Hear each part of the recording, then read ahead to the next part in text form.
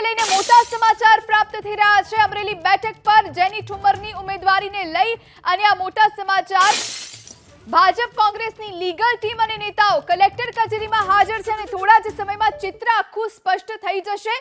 જે તેમના ફોર્મ સામે વાંધા અરજી થઈ છે તેને લઈ અને સુનાવણી ચાલી રહી છે। અમરેલી બેઠક પર જેની ઠુમ્મરની ઉમેદવારીને લઈને આ મોટા સમાચાર પ્રાપ્ત થઈ રહ્યા છે। ભાજપ કોંગ્રેસની લીગલ ટીમ અને નેતાઓ કલેક્ટર કચેરીમાં હાજર છે અને ત્યાં તમામ વાતચીત થઈ રહી છે, તમામ પ્રક્રિયા થઈ રહી છે અને થોડા જ સમયમાં જે નિરાકરણ છે એ આવી શકે છે। પ્રતાપ દુધાત સહિતના જે નેતાઓ છે કોંગ્રેસના તેઓ પણ ઉપસ્થિત છે। એફિડેવિટમાં મિલકત છુપાવી હોવાના ભાજપે વાંધા ઉઠાવ્યા છે।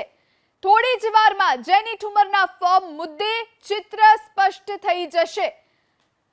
તો અમરેલી બેઠક પરથી જેની ઠુમ્મરની ઉમેદવારીને લઈને આ સમાચાર ભાજપે મિલકત છુપાવવાને લઈ અને વાંધો ઉઠાવ્યો છે જેની ઠુમ્મરની સામે અને તેને જ લઈ અને ચકાસણી ચાલી રહી છે, સમગ્ર પ્રક્રિયા ચાલી રહી છે। ભાજપ કોંગ્રેસની લીગલ ટીમ અને નેતાઓ કલેક્ટર કચેરીમાં હાજર છે। કલેક્ટરની ઉપસ્થિતિમાં આ તમામ નેતા ઉપસ્થિત છે અને આખી જ પ્રક્રિયા થઈ રહી છે। લગભગ કલાકની અંદર આખું ચિત્ર સ્પષ્ટ થઈ જશે અને જે નિરાકરણ છે એ નિરાકરણ આવી જશે। તેમની ઉમેદવારીને લઈને આ સૌથી મોટા સમાચાર। એક તરફ સુરતમાં હાઈ વોલ્ટેજ ડ્રામા ચાલી રહ્યો છે, બીજી તરફ અમરેલીમાં પણ હવે થોડી જ વારમાં ચિત્ર સ્પષ્ટ થઈ જશે। એફિડેવિટમાં મિલકત છુપાવી હોવાનો ભાજપે ગઈકાલે વાંધો ઉઠાવ્યો હતો અને તેને જ લઈ અને આજ સુધીનો સમય આપવામાં આવ્યો અને અત્યારના સમયે કલેક્ટર કચેરીમાં ભાજપ કોંગ્રેસની લીગલ ટીમ અને નેતાઓ પણ ઉપસ્થિત છે અને તેમની જ વચ્ચે આ સમગ્ર પ્રક્રિયા ચાલી રહી છે। પ્રતાપ દુધાત હોય કે પછી વેરજી ઠુમ્મર, કોંગ્રેસના આ તમામ નેતાઓ કલેક્ટર કચેરીમાં ઉપસ્થિત છે।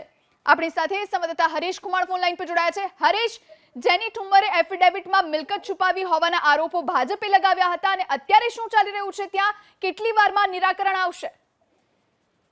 ચોક્કસથી ગઈકાલે જે ફોર્મ ચકાસણીની કાર્યવાહી હાથ ધરવામાં આવી હતી ત્યારે ભારતીય જનતા પાર્ટીના ઉમેદવારના જે પ્રતિનિધિઓ હતા તે પણ હાજર હતા અને કોંગ્રેસના ઉમેદવારના પ્રતિનિધિઓ પણ હાજર હતા।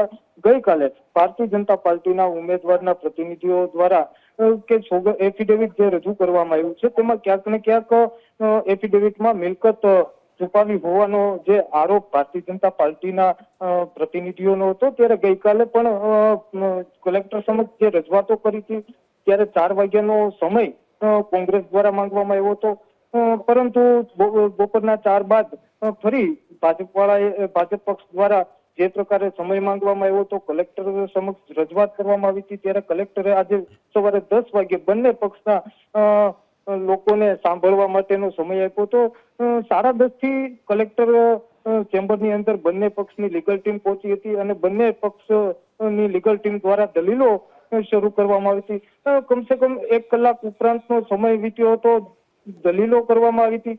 1 કલાકના સમય બાદ બંને લીગલ ટીમ અત્યારે બહાર આવી છે। હવે કદાચ થોડી વારમાં જિલ્લા કલેક્ટર આ બાબતે નિર્ણય કરી શકે છે। જી આભાર હરેશ, આપ જોડાઈને જાણકારી આપી તે માટે। તો અમરેલીમાં જેની ઠુમ્મરની સામે ભાજપે ભરત સુતરિયાને મેદાને ઉતાર્યા છે।